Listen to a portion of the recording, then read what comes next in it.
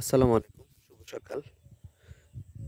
বেরিয়ে পড়লাম জমিনে হাঁটবো, ঘাসের মধ্যে হাঁটবো, অনেক এনার্জি নিবো, ভিটামিন নিবো। তো আমার একটা অভ্যাস হচ্ছে গুরুত্বপূর্ণ জরুরি সকল কাজ ফেলে রেখেও কিন্তু আমি নিউজ পড়তে ভুল করি না। এমন কোনো নিউজ নাই যে আমার চোখ দিয়ে উপরে ফাঁকি দিয়ে চলে গিয়েছে। তো আমি এখানে আস্তে নিউজগুলা দেখতেছিলাম নিউজগুলা একরকম রিভিশন দিতেছিলাম। তো রিভিশন দেওয়ার ফাঁকে দেখলাম যে আজকে যে হট নিউজ সেটা হচ্ছে ইন্ডিয়া নাকি বাংলাদেশকে আমদানি রপ্তানিতে কোনো আর সাপোর্ট দিবে না, হেল্প করবে না। তো সব কিছু বন্ধ করে দিব, তুলে আমদানি রপ্তানি যা আছে সব বন্ধ করে দিবে।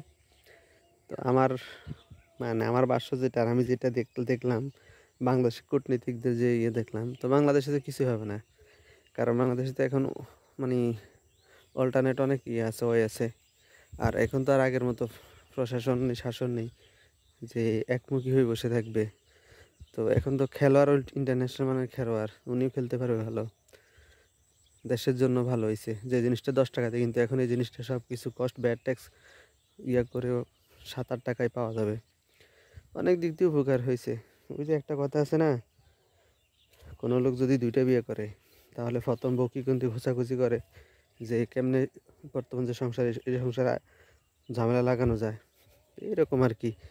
কিন্তু কোনো প্রবলেম তো হয় না কারণ হচ্ছে কি, উনি যে সাপোর্ট দিত উনি এর থেকে বেশি সাপোর্ট দিবে। আর আগে যে লোক ছিল তার ভিতরে শুধু শুধু খুঁত ছিল।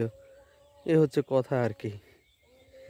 তো ভালোই লাগতেছে, আসলে এনজয় করতেছি আর কি বাংলাদেশের মোমেন্টটা নিয়ে এখন বর্তমানে যেটা চলতেছে। আর খেলোয়াড় কিন্তু ইন্টারন্যাশনাল মানের খেলোয়াড়।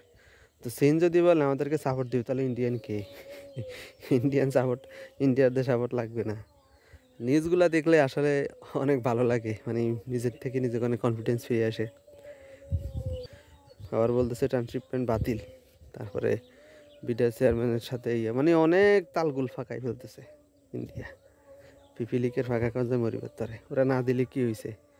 কলকাতাতে এমনি 10 নামতেছে ওদের, মার্কেটে, হোটেলে।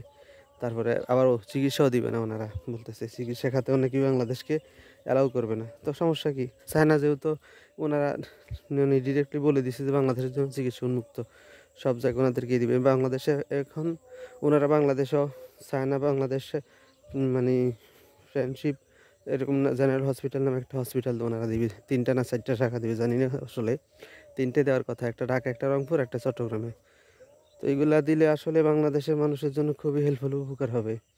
ইন্ডিয়া আসুক আর না আসুক, ইন্ডিয়ার এটা আমাদের কাছে মনে হয় না। ইন্ডিয়া সবসময় আমাদেরকে বাঁশে দিয়ে গেছে, কখনো উপকার দেয়নি, উপকার করে নাই। সবসময় স্বার্থের পিছিয়ে দৌড়াইছে তারা, আর আমরাও পিছিয়ে কুকুরের মতো দৌড়াইছি। দিন শেষে ফল কি হয়েছে? ওই বিস্কুট, এই আর কি।